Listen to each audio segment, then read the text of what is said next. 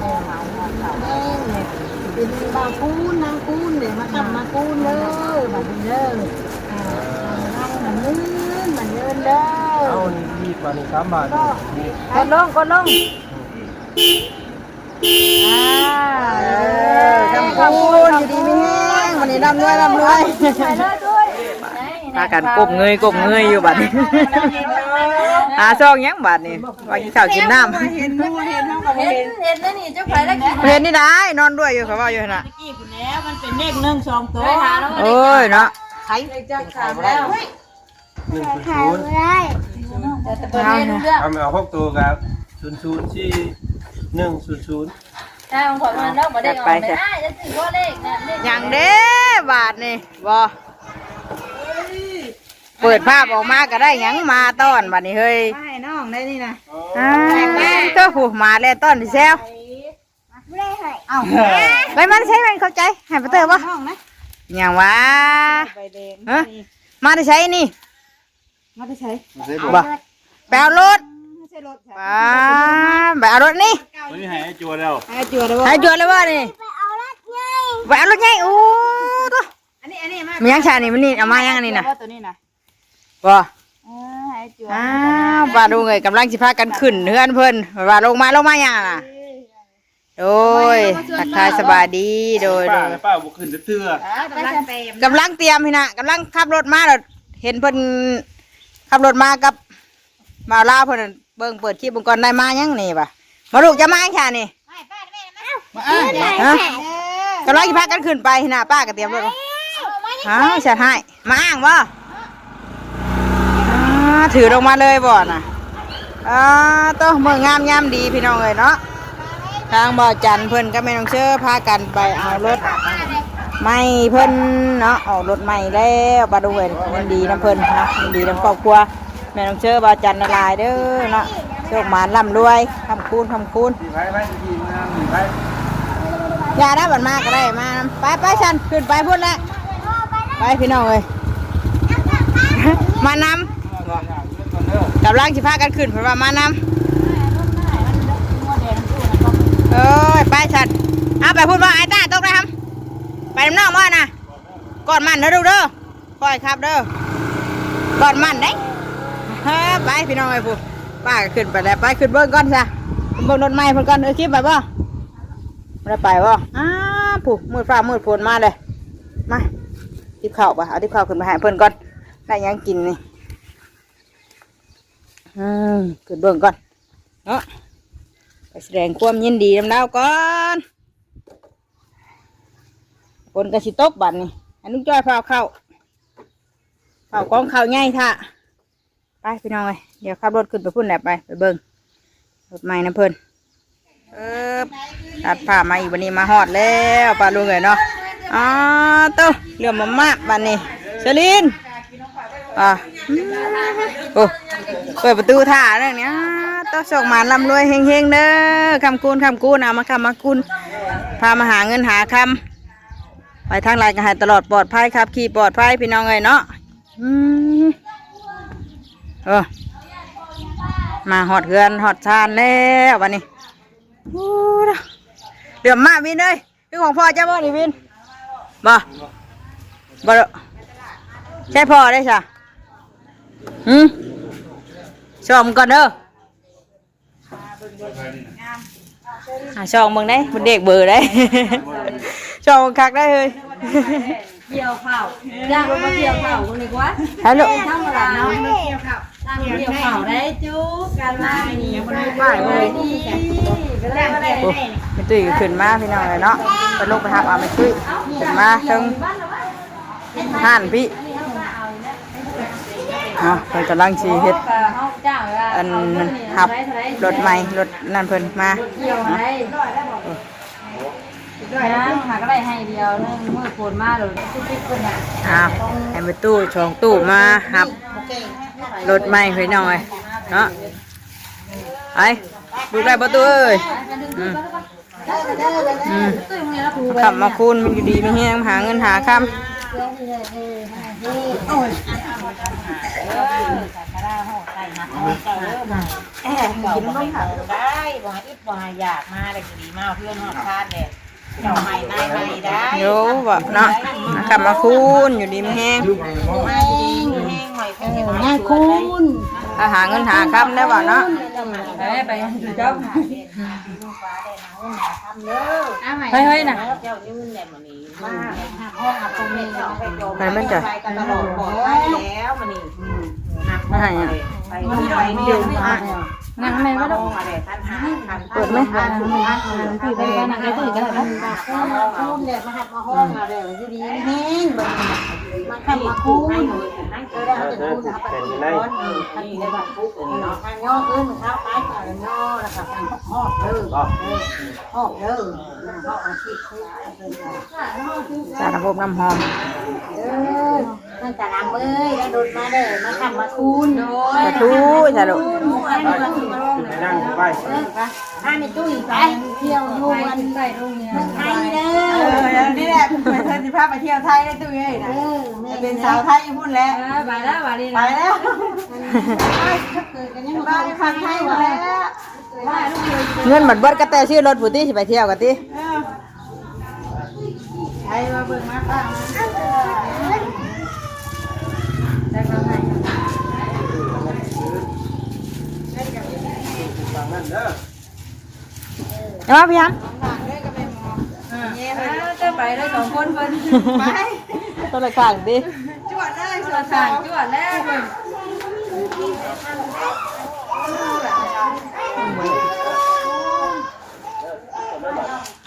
เพชรบาทนี้เพิ่นสิไปเด้อบาทนี้เพชร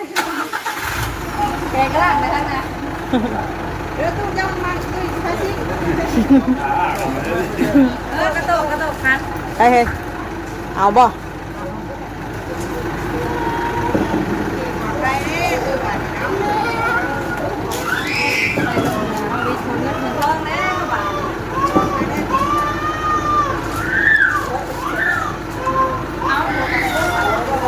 ไหนอ่ะ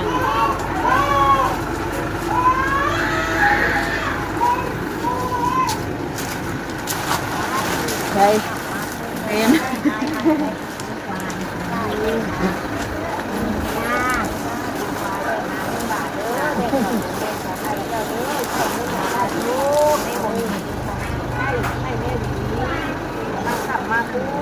ดุดกันดุดนั่นเขามันเลยต้องพึ่งงานคุณลูกจะได้หนังคู่มาหาเจ้าที่เก่าเด้อยืนทำหนังเลยไปที่ไหนตลอดเลยตลอดไปแม่แล้วมาหักมาห้องเอาเลยแม่เนี่ยเป็นบางคูนนางคูนเดี๋ยวมาทำมาคูนเลยแบบนี้เด้อนั่งมันยืนเด้อ เอาดีกว่านี้3 บาท กดลงทำคูนอยู่ดีไม่แห้งวันนี้ดำด้วยไปเลยด้วยเนาะมาแล้วเอาลงเลยแบบนี้นะเอาลงกันยากมาแท่งดิท่าดินแห่เนาะท่าดินแห่เด้เป็นท่ามือดินแห่อีกนะแห่ไปที่เราคันแห่ที่น่ะเราคานมันยันไปเด้อเราบอกเอ้ยชาหน้าพวกน้องหอมไปเพื่อนจบมืองามขึ้นให้เกินบัดนี้เลยยังมันทางไหนป้ายรถแท้ยังบ่ได้ป้ายอีกดิ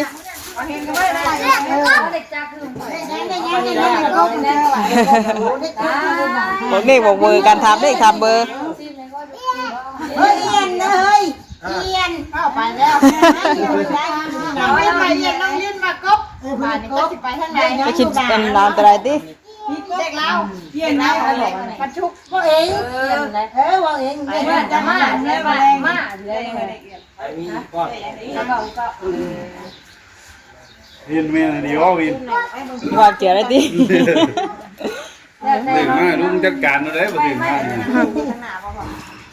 ก กำลังผูกแขนข้างหน้าเลย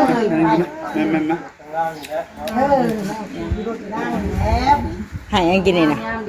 บ่ โน่หายเนาะ ตัวหายยังไงเฮ้ยหายอันนี้ก็ได้ โต๊ะ ฮะ กับหัวพักโต๊ะ ไอ้อยู่จ้า วันเก่าเราอุ้มก็คือว่าปันได้ยี่กับพิษเงาเลยเงาโอ้ยสมมติพิษกันบัดเลยแบบ จุกอย่าอยู่ใหญ่บ่ล่ะ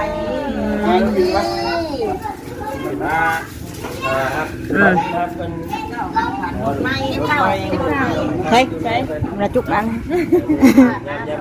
10 คำ 10 คำบ่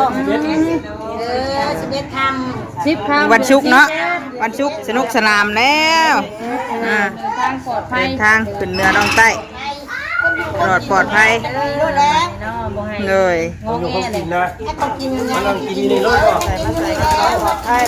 มียังอย่างแล้วอยู่ได้กินเพิ่นไปเพิ่มไปเพิ่มก่อนนี่ยังอะไรอยู่ได้กินอ่ะเฮ็ดดู ได้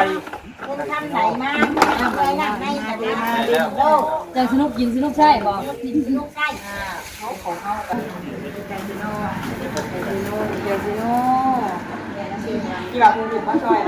หมูมาเบิ่งชื่อนี่ มาเบิ่งซื้อดิ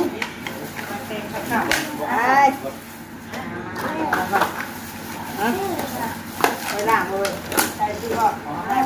ที่บ้านเก่ามาบ่ ปลาเข่าปลาเข่าอยู่หันเพิ่นว่าแต่ว่าปลาหลอกมาปัดบุญนะไปอยากเขาโตเอา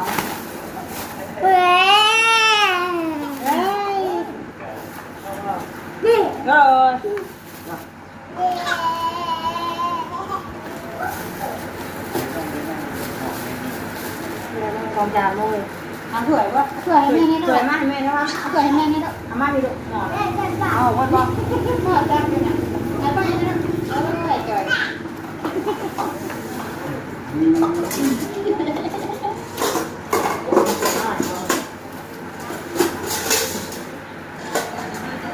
อย่าพดว่ะอย่าพดไปกันมาไปกันมาไปเอาไปดิเดี๋ยวกับบ้านชื่อเนี้ยมันหลายใจเดี๋ยวมันอันนี้ ใส่กับนึงเกี่ยวกัน ป้าไปนะคะกับปุ๋ยแล้วแหละ ปลาเข่าวัดไงอันนั้นแน่เอาพวกใช่ได้เลย นี่เลยไปนี่จิ๊กจ๊อกอยู่นะแล้วใส่มันครบ สวยไงพ่อเจ้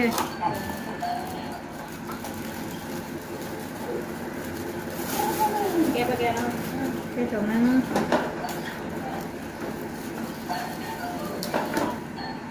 ไปติดข่าวมาบอกไปติดข่าวเลยติดข่าวให้นอกเกี่ยวกันไม่เบิร์ดพ่อน้ำเนี่ยเนี่ยมาไปลูกไปไปได้นั่นเดี๋ยวบอกได้เอา ที่ข่าวมาเลยเอาผักข่าวออกมากินอยู่หน้าที่ข่าวไปแล้วเนาะ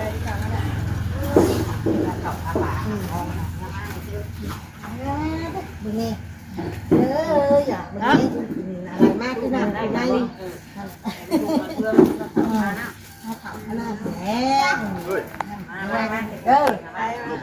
ให้จะทอดกับกินได้ดูเด้อ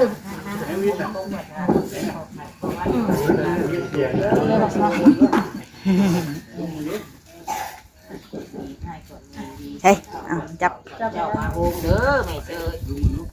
งานนี่รักชักเป็นเราได้มันได้มันน้อยหมายอ่อนนะวันนี้ได้ดูใหม่เนี่ยอยู่ดีมีเฮงได้ความเจ็บอย่าได้ความไข่อย่ามืออย่าจะหมันเจ้ายืนเด้อบึงพ่อบึงแม่ได้ลูกเอ้ยแม่ได้ได้ขายไข่เบิ่งได้ลูกเอ้ยบ่ให้เศร้าบ่ให้มองมันยืนเหมือนยืนนะ ดีใจดีใจด้วย ใจดีใจพี่เลิกก็ได้รถอันเชดินก็ได้รถที่พูดดีใจดีใจได้ดูดีใจดีมกดีใจดีใจดีใจแล้วพี่ว่า ดีมีแห้งเด้อทั้งแม่ก็ได้ จ้าตูให้หายเนี่ย เศร้าเนี่ยต้องฆ่าก็ได้ไปผูกแขนแม่ผูกแขนเป็นตุ้ย พัดผ่าแค่เนาะ หมดเลย คือว่าพากันเห็นแม่เราไม่พากันเห็นแหละ มาได้มาติ มันมาเบิดมันมานั่งอยู่ค่ะนั่งข่าวเด้อวันนี้มากินเด้อบังเด้อนางเด้อ กินตามทำติ พาไปตู้อันไปอันยวนว่าเมืองไทยเด้อลูกเด้อ ไปกินปิ้นๆมาเลย กินตีนเนาะถ้าออกรถได้ให้ไม่ตุ้ยออกค่ะเป็นปินถ้าออกรถได้เด้บอกตุ้ยเด้อเจ้าเป็นคนออกค่ะเป็นปินเด้อเสียถ้าออกรถไปได้นั่งน้องน้ำน้องล่ะไปหาแบบขายของใหม่นะดิ นี่แล้วเราขายของใหม่นะบ่ ยังอยู่ ยังปั้นซับเอาของใหม่เป็นกระสอบแล้วไปแลกอยู่เป็นปินแล้วเห็นมือคนรถก็ยากจริงมันแดดฟังเบิ้งสับใหญ่มามันแดดแต่ลงมาอีกว่ะเรากระจกไว้หันอยู่กำลังจะขึ้นไปกินข้าวนั่นแหละกินข้าวเนาะพอก่อนแรกบอกห่าง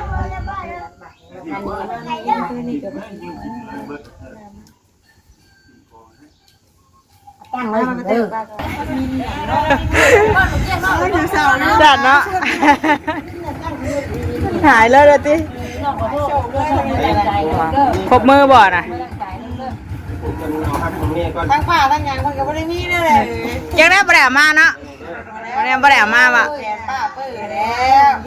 ยันว่าเพิ่นนั่นมีอยู่นี่น่าเป็นเสื้อบุกเกนอยู่ดีมีแห้งเด้อโอ้ยอยู่ดีมีแห้งคือกันทางนั้นทางนี้แกเนาะ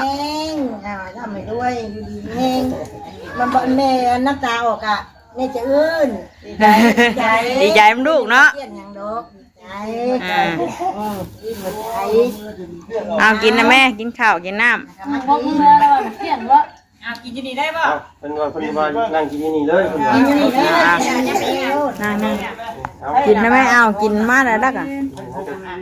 ได้ลูก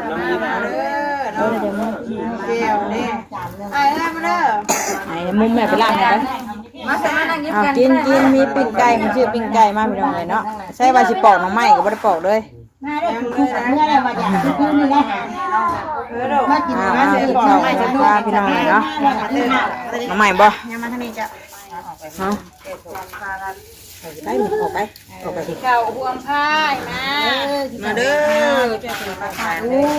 ไม่เนาะมาเด้อมาใหญ่อยู่เมืองประเทศโลกเพิ่นน่ะพวกมาใหญ่เพิ่นน่ะมาเด้อบอกเอามีดมาปาดก็ดินางน้องลงมือเลยดิเพิ่นเอาไปเอาเลื่อยป้อนกันดิให้ตัวนะเขาโอ้ยกับมันแม่คุณหาขาดไม่อยากมี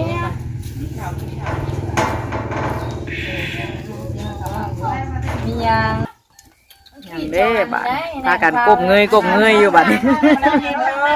หาซองยังบัดนี่ว่ากินข้าวกินน้ำเห็นแ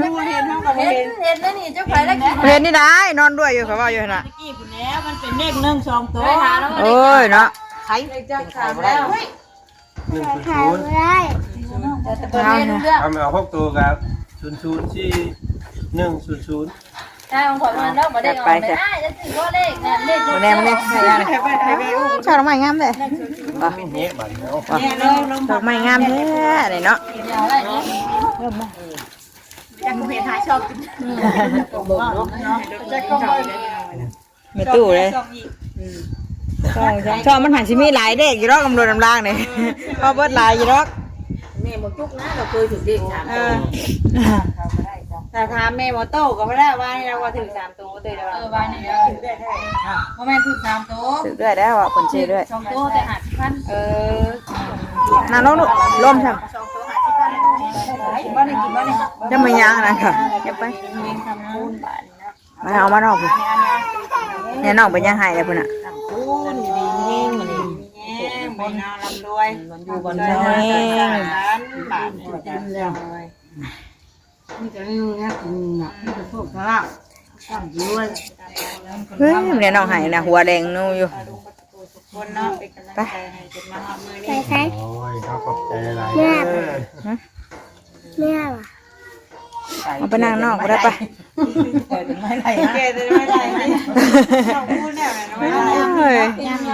ยามหน่อไม้วะเนาะ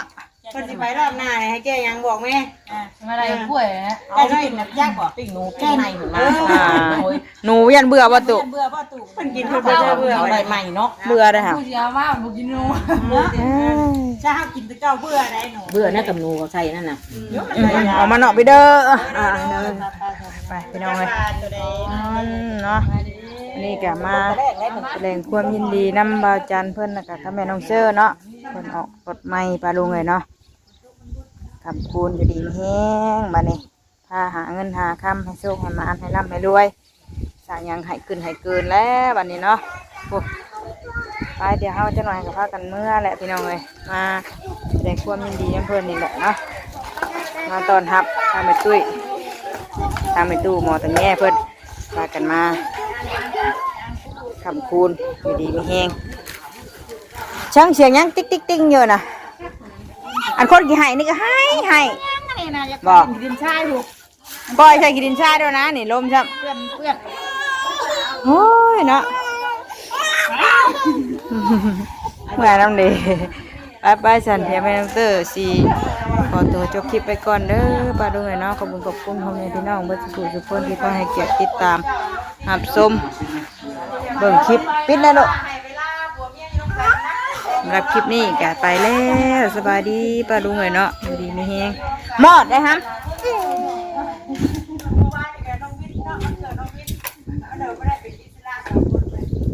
ลมมือห้วยบรรยากาศก็ได้เนาะพี่น้องเลยมืดปวดไหมเดี๋ยวผู้ทางเหนือผู้ฝนสิตกอีกแล้วห้ามข่าวอีกแล้ววันนี้ไปแล้วสบายดีเด้อ